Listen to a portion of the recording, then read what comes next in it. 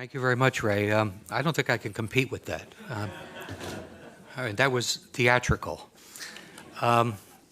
Instead, I would like to go a bit beyond the comments that both of my colleagues have made and suggest not only that Israel is no ally, but also that it is actually not a friend, because it does actual damage to the United States through using its considerable access to Congress and the media to promote policies that are good neither for the United States nor for Israel. I'm sure you've all heard the expression that a friend does not let a friend drive drunk. Well, the United States has been driving drunk for quite some time, and that dangerous behavior has to some extent been encouraged by Israel and its many supporters in Washington. Israel might or might not have been an actual enabler of the disastrous American invasion of Iraq, but it is undeniably true that American officials extremely close to the Israeli government were behind the rush to war and the forgery of phony intelligence that fed the process. If the United States goes to war with Iran in the near future, it will not be because Tehran actually threatens America. It will be because Israel and its powerful lobby in the U.S. have succeeded in creating an essentially false casus belli to mandate such action. Prime Minister Benjamin Netanyahu, who once commented that 9/11 was good for Israel, has repeatedly sought to commit our government to draw red lines that would narrow options for the White House and de facto require it to take action with the military against Iran.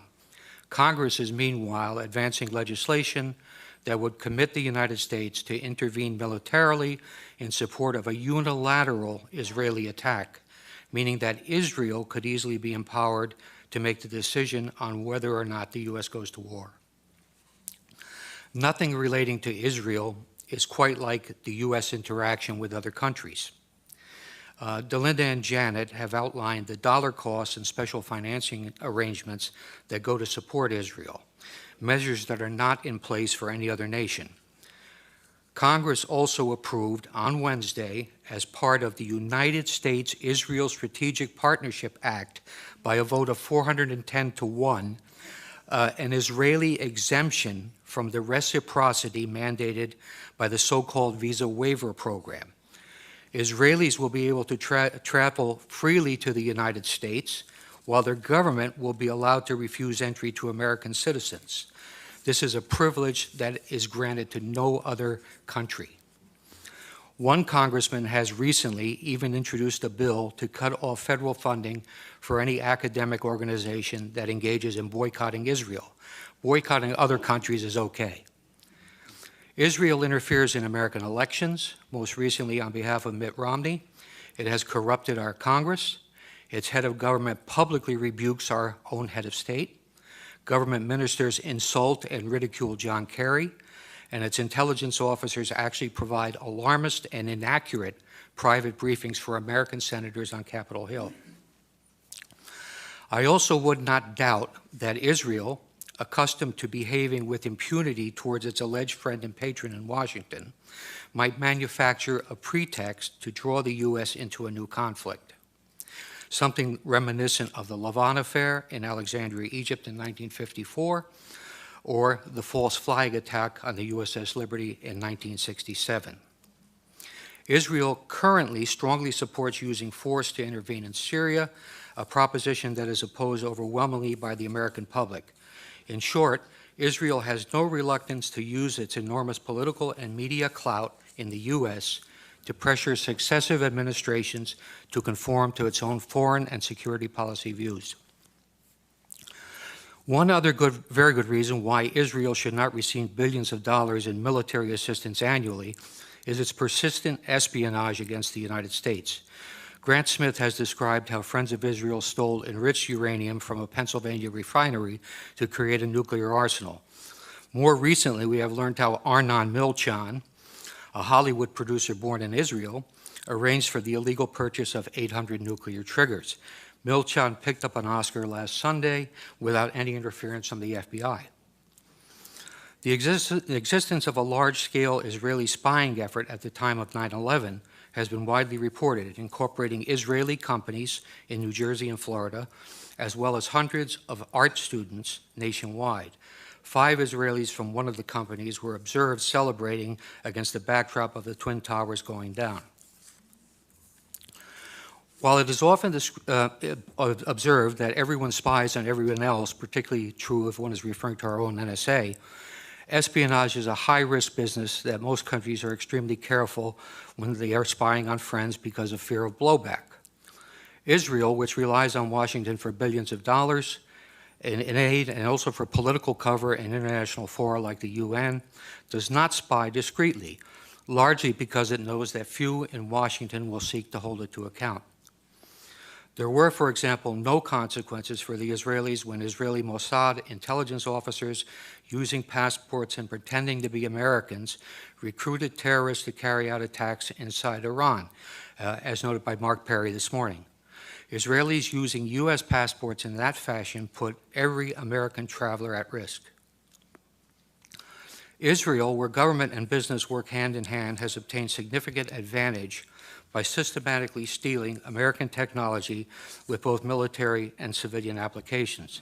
The U.S.-developed technology is then reverse engineered and used by the Israelis to support their own exports. Sometimes when the technology is military in nature and winds up in the hands of an adversary, the consequences can be serious. Israel has sold advanced weapon systems to China that are believed to incorporate technology developed by American companies, including the Python 3 air-to-air missile and the Delilah cruise missile.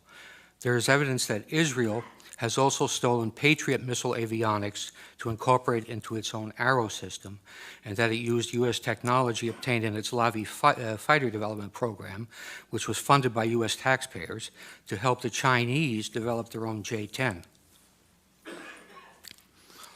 The reality of Israeli spying is indisputable. I might cite the names of Jonathan Pollard, Ben Ami Kaddish, Stuart Nozet, and Larry Franklin as spies for Israel have been caught, but they are only the tip of the iceberg. Israel always features prominently in the annual FBI report called Foreign Economic Collection and Economic and Industrial Collection. The 2005 report states, Israel has an active program to gather proprietary information within the United States. These collection activities are primarily directed at obtaining information on military systems and advanced computing applications that can be used in Israel's sizable armaments industry. It adds that Israel recruits spies, uses electronic methods, and carries out computer intrusion to gain the information.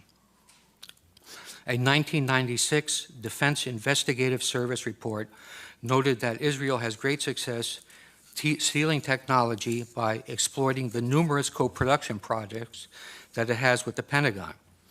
It says, placing Israeli nationals in key industries is a technique utilized with great success.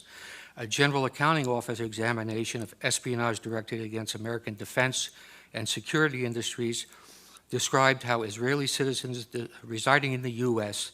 had stolen sensitive technology to manufacture artillery gun tubes, obtained classified plans for reconnaissance systems, and passed sensitive aerospace designs to unauthorized users.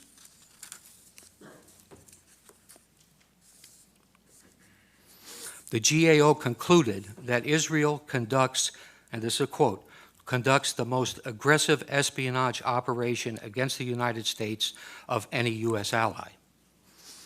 In June 2006, a Pentagon administrative judge overruled an appeal by an Israeli who had been denied a security clearance. If you can imagine that, an Israeli with a security clearance at the Pentagon. But anyway, they overruled him when he appealed it, and said the Israeli government is actively engaged in military and industrial espionage in the United States. An Israeli citizen working in the U.S. who has access to proprietary information is likely to be a target of such espionage. More recently, FBI counterintelligence officer John Cole has reported how many cases of Israeli espionage are dropped under orders from the Justice Department. He provides a conservative estimate of 125 viable investigations into Israeli espionage involving both American citizens and Israelis that were stopped due to political pressure. So the answer to the question, is Israel an ally of the United States, is most definitely no. Is it even a friend?